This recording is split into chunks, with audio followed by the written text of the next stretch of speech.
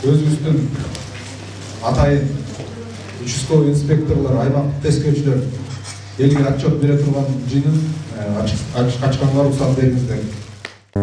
Эки зордуктоо эки адам өлтүрүүнүн бирөөсү ачылып, бирөөсүнүн күндө ачылды. Бардыгы болуп 20 кылмыш ачылган. Бул 20 кылмыш элдин алдында отчет бергенди билбейбиз. Баардан болбойсуң бизге. Анан кантип мына эки ушулардын коопсуздугун коргоп бересиң? Берип атасың жана эл менен жакшы иштелбей эле ошон үчүн келип отурам буяка чын. Жанагынча 90 кылмыш ачылбай турса бул жерде. Бул жерден давай мындай сүйлөшөлү, мактабай жакшылап мындай недостатоктор болсо айтыңыздар. Мен билем бул жерде жакшы. Парча бешикте эмне болуп атканын. Кылмыштуулуктун эң көп ушул жерде болуп атат бүгүнкү күндө. Шаар боюнча. Мен да жасып алып, анан вывод жасашым керек да. Жыйынтык чыгарышыбыз керек. Бири-бирибизди мактап алганын болду деп кол чаап кете берген болбойт.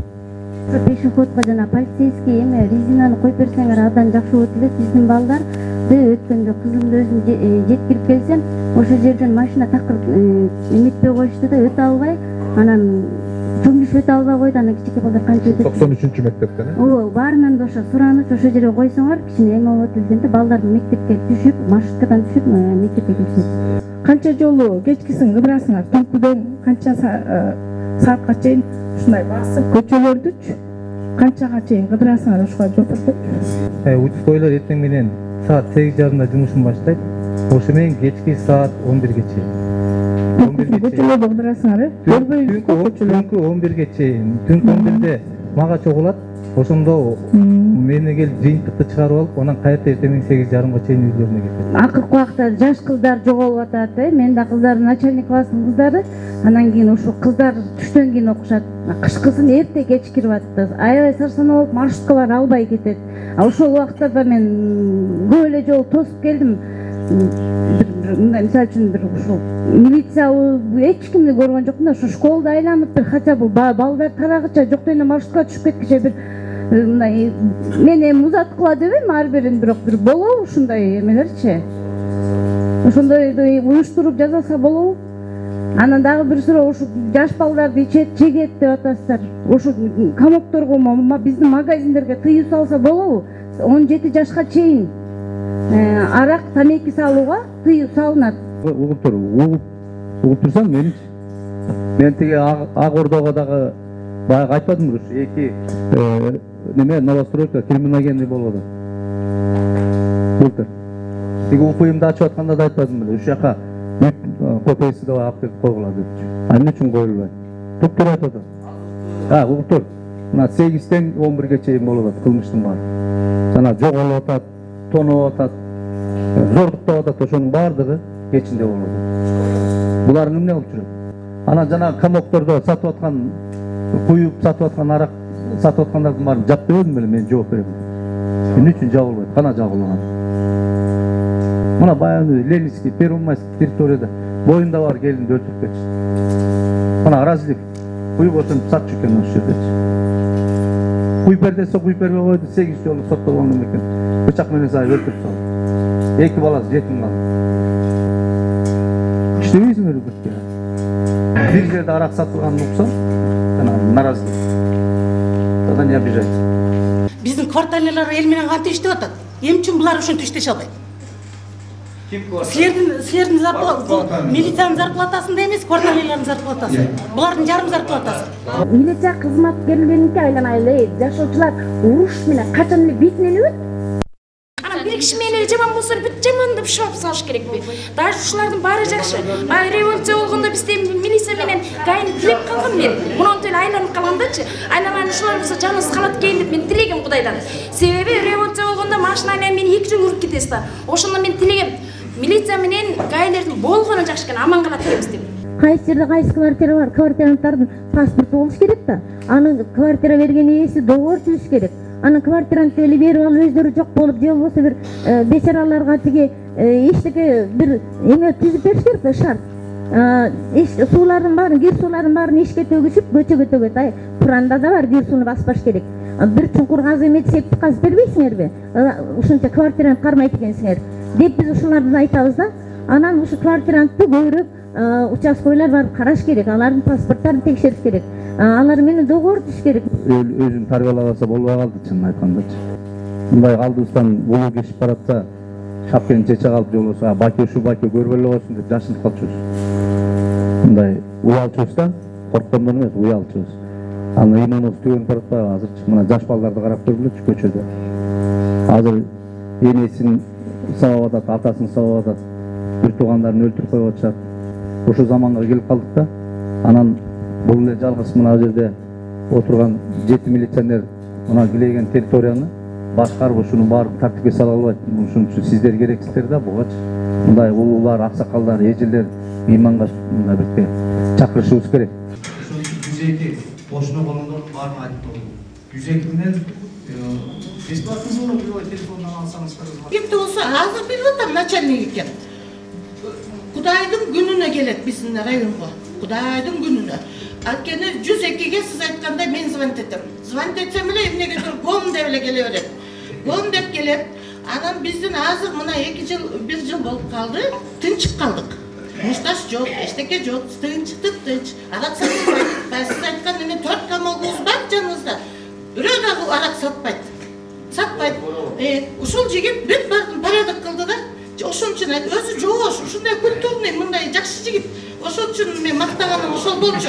Дайым эле тим эле жаман дагы эле баягы онуп калдык да. Ким жаман, милиция жаман. Өзүмдү анча жакшы көрбөйм. Чын формачондорду. Чынын айтсам. Жакшы иштеп атпайбы. Сразу урушуп атасыңар. Анткени жакшы, рахмат. Ушул жигиттерге рахмат. Бул жерде отурган жигиттер аябай сонун, аябай жакшы тартып, жакшы деме үлгү алган. Молодцы. Ар бир үйдө канча квартира бар экен. Бүт айтышат азыр. Мында тургузганда бүт билишет канча квартира. Бизде квартиранттар аябай көп. Действительно, физически азыр как поток кетип атат. Бирөө келсе экинчиси кетип атат. Физически биз аракет кылып атабыз, но физически жетишпей калып атабыз. Анткени бизде ар кайсы жака задействовать этип атат. Ошондуктан биз Давай, задействуем көч. Мына былтыр вообще бир жакка да задействие болгон жоксуз. Эмне калп айтып атасыз? 1 жылдан бери эч ким тийген жок участковыйларга. Мына жаным калп айтып атат. Карап туруп калп айтып атасыз. Шосто бирге бир неделе жүрүштү, 3-4 күн эле жүрүштү. Андан калган күнү мына митинг эле токтободу. Митинг мына Первомайскийде айтсак болот, ошолор күнүгө ошол жерде. Площадьтан чыгышпайт. Анан бул болсо каяктан? Баягы баки учурунда действительно орган адамдары менен элдин арасында мындай биримдик ажырап кеткен да. Мындай коррупция аралашканбы айтып ушуну ажырап кеткен. Ошол кайра эл биз кайра орган адам бирге болушубуз керек. Булар биз менен бирге иштеш керек да. Анын үчүн эмне кылыш керек? Илгери деген союз учурунда ошол исполкомдон, ошол райком партиядан, анан жашоочулардан, ошол участковый белгилеп 20-дан кеминес 15ге чейин ДНД уюштуруп күнүгө кыдырышчы. Биз ошондой участковый иштебей койду деп милдет койбой, по факту кылып туруп биз ДНД уюштурак да, чыгып ушу участковый иштеп атабы? Иштеген жокпу? Бардыгы ошондо булар дагы жантагаш иштет, багында кызыкчылык пайда болот да. Кражадан көбүнчөсү кража болуп атат. 7 кража болгон, 10 кража. 10дун ичинен 3 ачылып, 7 ачылбай калган. Грабеж боюнча 2 катталган, 2 тең ачылган эмес, энтип 3 ачылып, 3 катталган, 3 ачылган. Хулиганстводан бирөө катталып, бирөө ачылган. Пистолет менен, бычак менен куралдан анан 7-9 машинаны тоноп арча беришик. Мыякта чоңары, борок, ушул жактан келаткан машинаны таксистерди тоноп, сабап, өлтүргөнгө чейин бар. Ошондойлор качып, бирөө бир жолу кам качып кетип, атышып качып кетиптир кармалбай.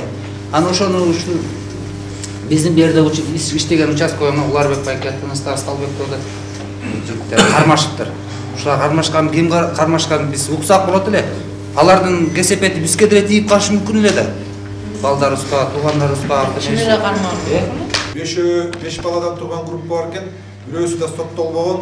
Жакшынакай үй бүлөлөрдөн эле булардын учетунда эч ким билген эмес. $1,800 квартира снимать этип алып, инхаус деп коет, ошол жерде жашап, куралдары бар экен, майы кызматкерлеринин формалары бар экен, дубинкалары бар экен. Бүт үйлөрдүн баарынан өзүңөр көрүп атасыңар, канча кылмышкерлер кирип атат, отпечаток чыктыбы деп сурайт. Бирөөсүндө да отпечаток чыкпайт, анткени 30 одноразовый отпечаток алдым. Медицинский отпечаток немелер перчаткаларды алдым. Туура айтып атасыз, бул жерде группаларды алдык. Бияка керегине карап, ырастылып турушат. Анан кийин ошол кармалганда деле токтоп калбай атат. Мына ошол качканды бүгүн үчүнчүсү карап атышты. Биз ошо таксисттерге кол салып неметкендердин экөөсү кармалып, бирөөсү качып жүргөн. Мына бүгүн эртең менен кармап келишти.